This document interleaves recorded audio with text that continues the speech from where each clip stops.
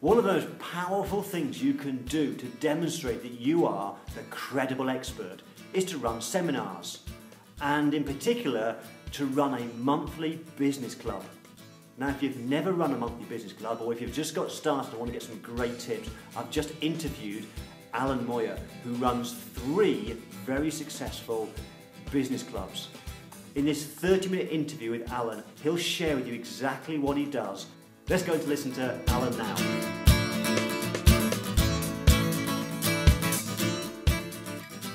So welcome, Alan. It's great that you've agreed to have this interview. I'm really looking forward to this. I know that you're doing some incredible things that I'm really looking forward to finding out more about, the great things that you're doing up in Aberdeen, so a long way from where I am.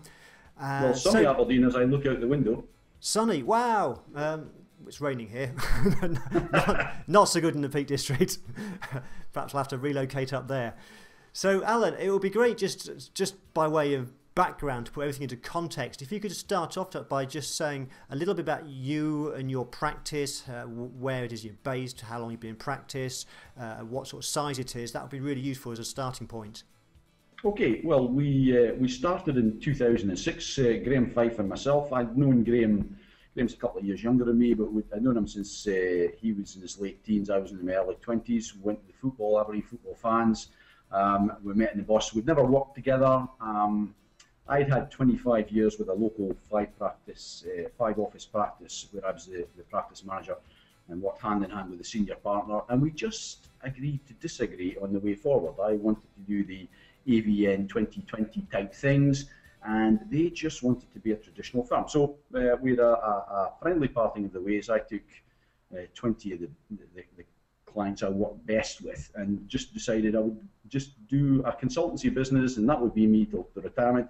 And I just got bored. I had all the work done with those 20 clients, picked up a few others, and I was just fed up. I thought about buying a B&I franchise because one became available. Bumped into Graham, found out he wasn't happy, and we just decided to take a chance on it. And it was going to be the two of us, a backroom boy and a part-time receptionist. And there's now 15 of us, or there will be once the 2 who we had last week arrive. Wow, fantastic. Yeah, that's amazing. So things are clearly going well. And yes. I know that one of the things that you are particularly good at is very, very good at running a monthly business club, which is called the Business Builder Forum, and I'd love to know a little bit more about how that works. And perhaps the starting point, my first question is kind of really I suppose the headline. What would you say the big benefits, the big results of running a business club, and then we'll drill down to some of the detail. But to start off, the big benefits, the results, the things you get out of running a monthly club. Well, the big benefits are you are able to demonstrate that you're different. That's number one. Nobody else does them. The second benefits are I enjoy them. I enjoy the business growth stuff. I enjoy helping business. So it's a reason for me getting out of bed. Third benefit, I suppose, is that you are genuinely giving the people who are with you an opportunity to develop themselves personally and their businesses. And fourth, you know what? You pick up the compliance work. Okay, great. They're great benefits. So there'll be people that are watching this that have never run a business club before and are perhaps wondering, what sort of things do you talk about? What sort of content do you deliver? Is it technical stuff, or is it other things that you talk about? Well, we follow the classic AVN BBFs. If anyone is interested in it, go onto the website, have a look at a BBF, pick pricing. Invariably, good people who are suffering in business or struggling in business don't charge enough. So have a listen to the audio, run through the slides, and imagine standing in front of 10 friends, 5 friends who you know in business, and presenting this for about an hour. Then from there, have a break for coffee, and then you just have a board meeting where effectively we are all non-execs on each other's board, and we'll often ask what's troubling you. We'll often ask what opportunities are presenting themselves to you, and we just as a group we work through issues. And the phrase "the answer in the room" is true. The answer is invariably in the room. And the 2 hours fly by, and we'll run beyond that if necessary, and the guys can have one-to-ones with each other. And what I try to encourage them to do is, we can all ask experts to come in, or non-experts to come in and have a look at our businesses, but you invariably have a cost to that. But why don't they just have a contra with each other? You look at my business, I'll look at your business, and I don't know your business, but I can perhaps say, why do you do that? Why are you doing this? And you'll often find that the things that we've always done, some of them we don't need to do anymore. So BBF has been great for us. We're now running 3 teams. The first 2 teams are in the 3rd year, and the 3rd team is 4 seminars into its 1st year. Right, so you're running 3 simultaneously now? Yes. Wow, that's impressive. And so you've been running the first 3 years now you've been doing these? Yes, and it's great fun. The seminar quality has remained very high, and I was very thrilled to hear Steve Pipe say that there are 3 new BBFs this year, so I'm waiting for that, Steve. Fantastic. So I asked about the content, and you mentioned pricing. Could you perhaps give another 2 or 3 examples of the topics of BBFs that you've run that have gone down particularly well? Well, sensational service is wonderful. Now, it's maybe 10 years old. I don't know how old it is, but it's quite old. But the service qualities are as true today as they were when it was originally produced. Windows of opportunity is one which is a technical one, if you like. For me, it was one that got me thinking, but there are aspects to it that work really well. And I've just finished last week the year 3's sessions on good to great. Oh, good, yeah. But yeah. My personal favourites have to be Mr. Gerber. The guy's so passionate about business, and I love the E-Myth, and I have it in paperback and audio. I'm a bit of a geek with it as far as he's concerned. And it went down really well. And I actually ran a whole day's seminar on the 3 elements of that particular BBF, and it went down a star. Oh wow, yeah.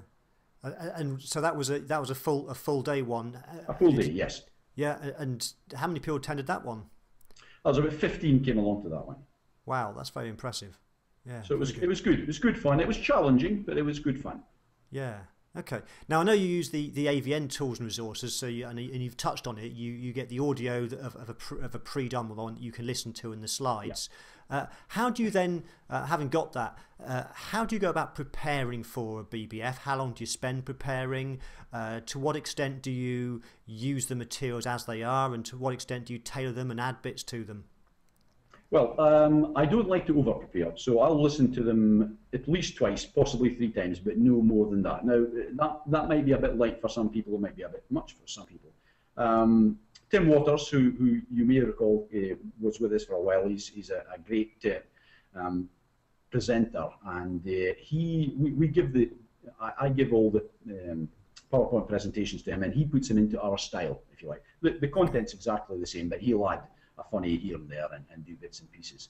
And I'll just work through it, I'll make notes, and as I say, I don't like to over-prepare it, so I don't tend to work from a script. And I have to say, I run Tuesday and Wednesday concurrent for the year 3 groups, and I think Wednesdays probably get the best show, because having run it once in front of a live audience, it goes very well the second time. So I don't tell the Tuesday group that, but we'll keep that between ourselves. Okay. So that's essentially how I do it. I just use the material that AVN have, because there's no point reinventing the wheel here. It's been done, it's tried and tested, and it goes down a storm with the members. And each January I go to them and say, are we going to run again? And most people are happy to go. So I'm hopeful that year 4 will come along as well. Sounds brilliant. So you've just started your 3rd group. So across the 3 groups in total, just give me an idea of typically how many people are coming to your BBFs every month, and also a little bit about the makeup. Are they clients? Are they prospects? Are they bank managers? Well, the first group has 8. The second group has 7. and the new group has 5. No bank managers. Don't seem to be. Banks are strange just now. I don't know what's up with them. I think they're still rewriting the playbook, and I just think they're still almost frightened to put their heads above the parapet. But mainly clients. But we have had clients who have suggested to some people that they might want to come along. They've come along and they've become clients as well. So you do pick up the compliance work from just presenting, but being seen to be different, I think, is vital. But for me, it's not even icing on top of the cake; it's the cherry on top of the icing on top of the cake. So I think it's good value. I don't go along with the let's do it for nothing to start with. If someone can come along and have a flavour of one, after that they commit for the year. So it's £600 plus VAT for the 10 sessions, which I think is extremely good value. But they all have to commit for a year. Because we're giving away, well, I'm not giving away anything. The fellow members are talking about closely guarded secrets often, and you don't want people just flitting in and flitting out. If you're trying to develop relationships, and they have relationships themselves, I know that they buy and sell from each other, and I think it would be unfair to allow someone just to flit in and out. So a commitment for the year. After that, you can decide what you want to do. Okay. So my next question was going to be, do you charge? And clearly you do, and so it's a nice little. I was just mentally doing the maths. It's a nice little revenue earner, just that alone. My next question will be: what do you do to get people to turn up to them in the first place?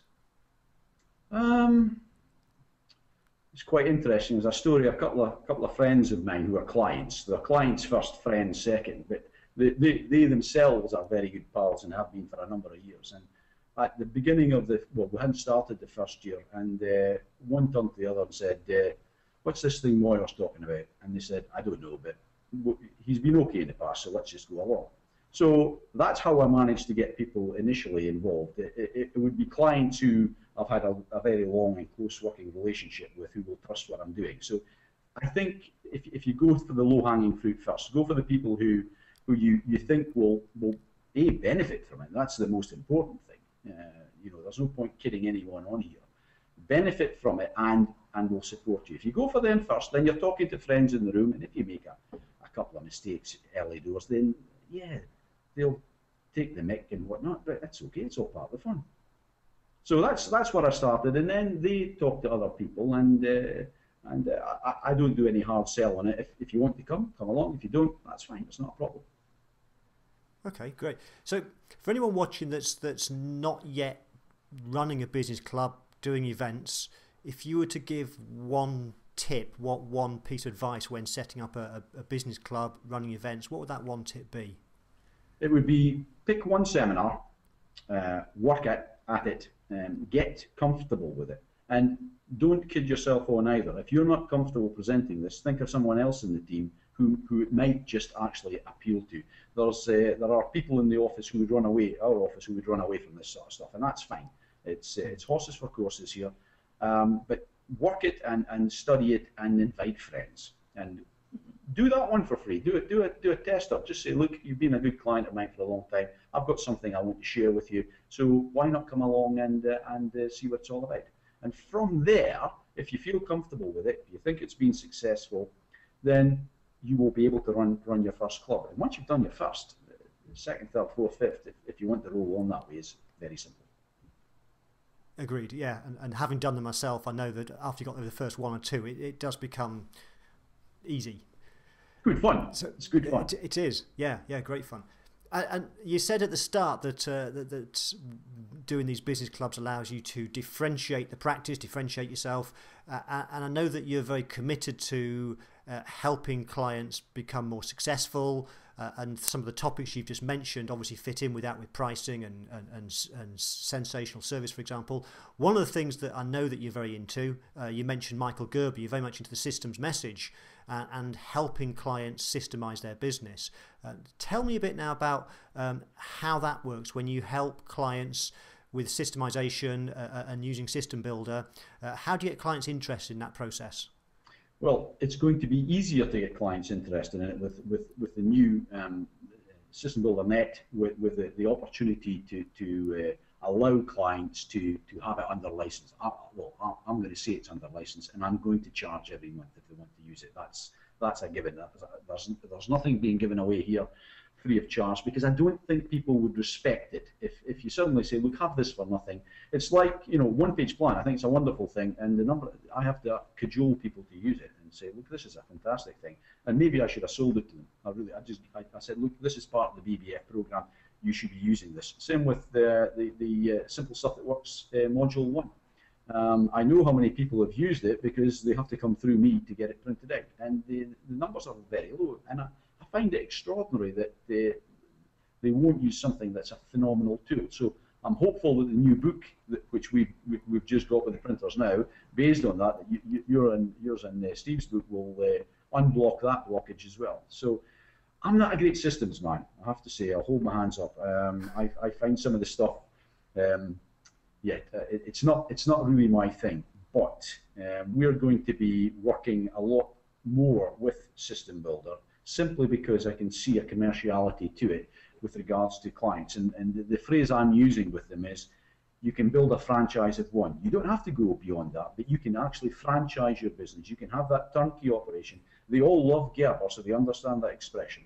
You can have a turnkey operation, but you don't then have to go and say, well, I have to sell this to the world. But you can just make your business more efficient and more profitable. So that's the exciting thing for me about System Builder. Great. So when you talk to clients about the whole systems message, Michael Gerber and System Builder, what sort of reactions do you get when you mention that whole message? Oh, I think it's a great idea, Alan, but I'm so busy. That's the message we usually get. So we have to work with them. We have to educate them. Graham and I have got clients. Well, the oldest client I've got in terms of how long they've been with us is 1988. So we've got long-standing clients who have been with us for quite some time. Some biggish businesses at 88, 90, 91, 92. They've been with us for a long time, and we're moving on to second generation with some of them. So it's easier to talk to them about systems, and it's easier for them to trust us, because we don't have why didn't you tell me about this years ago, when the reality is, well, it took us a long time to decide to join with ABN. We're now there. There's so much stuff within ABN, we can't choose everything, so we've just worked through the tick list. And remember, you were at my BBFs, and we spoke to you about initiatives to save tax, so we're just working our way down the list. So it's easier to do it that way, but I think that the capability of them to actually systemize their own businesses with the system will be a great sales pitch for us. I really am quite hopeful that can add significantly to the bottom line. Yeah, fantastic. Okay, so you think about the AVN tools and resources. The message I seem to be getting from you is that you take one at a time and make that one work, and then move on to something else. So you've obviously clearly made BBF work incredibly well over the last 3 years. Your focus now is on systems and System Builder. And the other thing we're using Corporation Planner, we use Business Potential, we use the Goodwill valuation. If I could come to that, I'm jumping about here, but where we've persuaded sole traders and partnerships to incorporate, because it just makes so much sense for them, and then said, look, you'll get entrepreneurs relief, so you'll pay a little bit of capital gains tax at 10% in the future. You'll have this lovely director's loan account sitting there. When we do the CG34 and send it off for revenue approval, if we attach the ABN Goodwill valuation on it, we never get any comebacks on it. They agree the valuation. And I think that of its own is worth the subscription. Okay, fantastic. So on the subject of tax, I know that tax is something that you're also very passionate about and focus on helping your clients with tax. Tell me a little bit more about the tax incentives and the tax planning that you do. Well, we've done quite a significant amount of business. I think we dipped our toe in the water with Route to Tax and the EBTs, and of course we've got Ultimate Direct now, and we've had the very good QC judgments on those. R&D with Howard Lynch has been great. I've got a very good relationship with John Moxon there. We've used Pete Miller Partnership for very specialist elements of tax planning. I was on the phone to the VAT people today, where a client had what the client thought was a very simple question, which turns out to be extremely complicated. So we're going to decide how we're going to work with that. So the incentives for us are great as an income stream, but that's secondary. That genuinely is secondary. But what we're looking for are solutions for the client. And what we like to look on FMA is we're a two-partner business, and I don't see that changing, to be fair. We're a two-partner business, so the clients have the benefit of seeing Graham or myself if they should need to, without layers of management. But on the other hand, we have the access to some of the best solutions in UK tax and business solutions that we can now go head-to-head with the big boys in town, the big four, or we have some rather large independents here, some of the biggest in the UK, based in Aberdeen. We can go head-to-head with them, and I think we've probably got better access to the solution than they have in-house. So it gives us the best of both worlds. Okay, I'm conscious that we're coming close to the end of our time together, and one of the things that's clear is that you're doing a huge amount of stuff. It's fascinating hearing all the things that you're doing. It will be interesting to know a bit more about. I know that you've been working with AVN since I think it's 2010. Yes. So 3 years now. What's compare and contrast? What's life like today now compared to where it was 3 years ago within the practice? What are the differences? Well, the difference is when we set the business up, the big four had done independent client surveys, and they always came back with the three big ones, which were timeliness, fair fees, and proactivity. So we set the business up on that basis. There's no point picking numbers 10, 15, and 18. We picked the 1, 2, 3 once, and we had that as our flyers. And I have to say, prior to us joining, because we were slight victims of our own success, we were growing 20-25% per annum, we were always fighting fires. We were bringing people on, they were in arrears, we had to sort it out. So Graham and I both had to man the pumps, if you like. And I do think that the proactivity message was a bit disingenuous. Now we can genuinely say, yeah, we're proactive, and demonstrate to them just exactly how we are proactive. We picked up a client who is probably worth 12 grand a year to us just now, when the guy, an interesting character, came from, I think he came in from Israel, ultimately. He's lived in Estonia. And he came along and spoke to Graham and said, okay, you say you're different, show us how you're different. And we brought Steve's book on the 40 best practices in the UK, and opened page 79, and there was 5 Moir Associates. And he said, okay, where do I sign? So little things can make big differences when it comes to gaining business and gaining credibility. So from that perspective, we've been able to become proactive as we genuinely would want to. And we've been able to bring solutions to people, our clients, that we would have struggled, we would have got there. But it's so much easier just to send an email to Paul Flynn, for example, and say, look, this is the problem, and he finds a man who can. So from that perspective, it's been a great journey, and it's made life easier. And we both love coming down to the conference. It's great getting away from the desk, because lots of people just stick there and they just don't know what's good in the wider world. And going down, meeting like-minded people, having a few laughs and beers with the guys is great fun.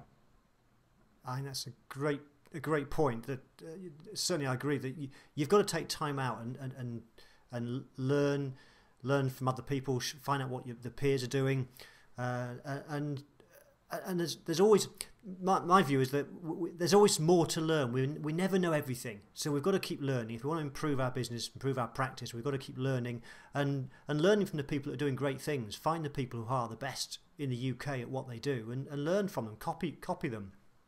Yeah, absolutely. Every day is a school day. Yeah, and another phrase that you used in that was you said credibility, that you now have the credibility, and I think that's a really important point, that in increasing competitive times of trying to get new clients, we have to demonstrate that we're the credible accountants and demonstrate that we're different. And I think that's one of the things that, going back to what we talked about with the business club that you're doing, standing up and doing a business club every single month, that demonstrates that you are the credible experts, the people that know about business success. Yes. And there are groups who will do coaching. Let's use that nasty word, and have businesses. We know the types of companies that we're talking about, and I've noticed less activity with them as far as my clients are concerned, simply because they now know we can deliver all of these things for them. So why bother? So it's almost a one-stop shop. But BBF has been great fun. It really has. I could have probably doubled the fee that we charge. When we charge 600 quid a year, I could have doubled that, and they would still come along. But